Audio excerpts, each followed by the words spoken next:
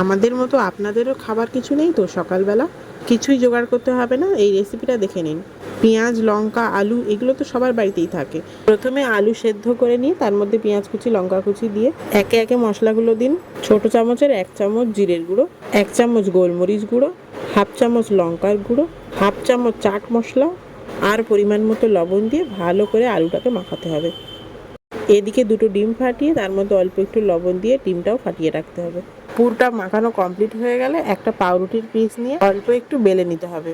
এবার পুরটাকে হাতের সাহায্যে গোল করে রুটির এক সাইডে দিয়ে মা যেভাবে করছে সেইভাবে শেপ দিন। ঘুরিয়ে ঘুরিয়ে দেখুন, খুব সুন্দর লাগছে দেখতে। এবার এটাকে ডিমের ব্যাটারের মধ্যে দিয়ে দুপাশ ভালো মতো ব্যাটারটা লাগিয়ে কড়াই ছেড়ে দিলেই তৈরি আমাদের সকালবেলার স্পেশাল নাস্তা।